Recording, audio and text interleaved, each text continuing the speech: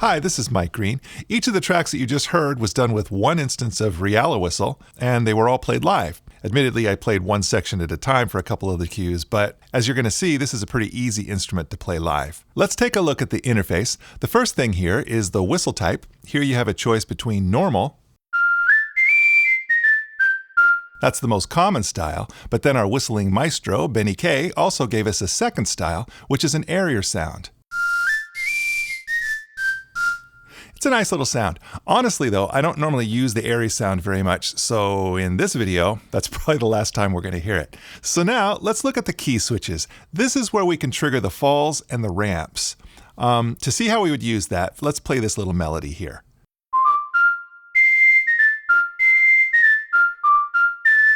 Sounds pretty good, but what we really want is when we come up to this high note, we want that to have a little dip into it. Like that. And that's what these ramp key switches are for. Here's without the ramp, and then here's with the ramp. You even get 3 different speeds. There's the long ramp, the medium ramp, and the short ramp. That may seem pretty short, but compare with no ramp at all.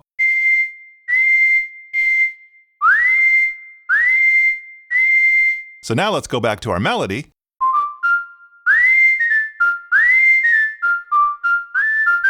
Sounds better, but there's still one thing not quite right. When we get to this last note, I want this note to have a fall to it.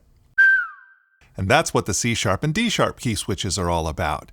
The C sharp is shorter, and then the D sharp is longer.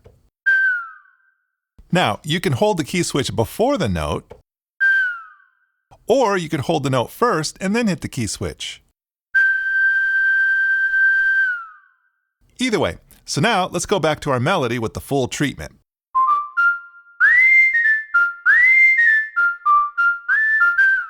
Not bad, right? Now you can even use the ramps and the falls both at the same time. So let's suppose your girlfriend walks into the room. Anyway, the ramps and the falls make all the difference in the world in making your melodies sound more realistic. The other thing that helps a lot is the legato feature. What the legato does is if you play 2 notes where the first note you're still holding a little bit before they play the next note, then it gives you a smoother transition between the 2 notes. In other words, it's less separated, like this. Here's without legato. And then here's with legato.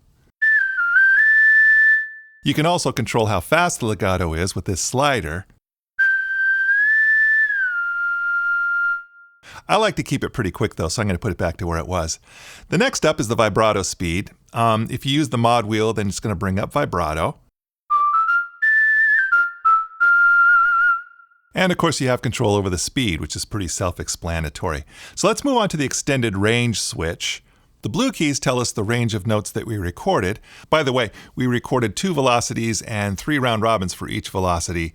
And we did that for both the whistle types. But anyway, the blue keys tell us the natural range, but if we hit this switch, then it extends the range, basically pitching the high notes up and then the low notes down so that we can get to extra notes just in case we need them.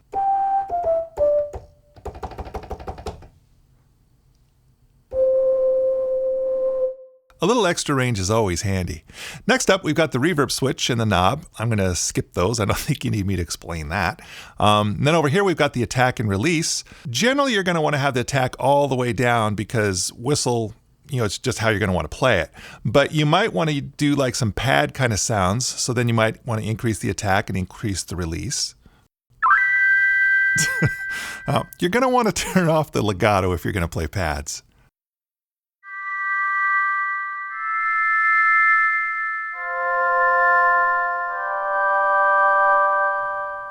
I could see using that, but I'm going to go back to the original settings. You can always get back to the original settings with any of the knobs or sliders, by the way, by just Apple clicking, or else if you're on a PC, control click on the knob, and that brings you back to the defaults, which we believe are the optimal settings for each of these knobs. So now let's go back up here and see what these voices are all about. This is for those times where you might want a few whistlers all singing in unison, like in the Black Keys' Tighten Up, or in Foster the People's Pumped Up Kicks. Check it out.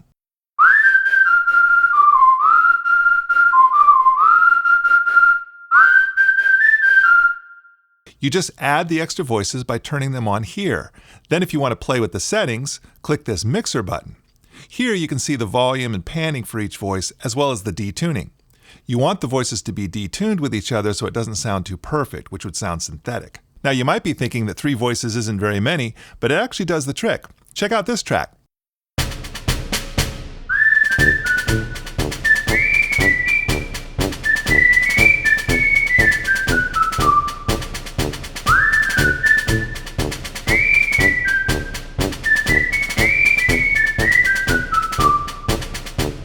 I think it works really well. So, I hope this video has given you a pretty good idea of what RealiWhistle can do. Check out our website at realitone.com for more information, more demos, whatever else we decide to stick on there.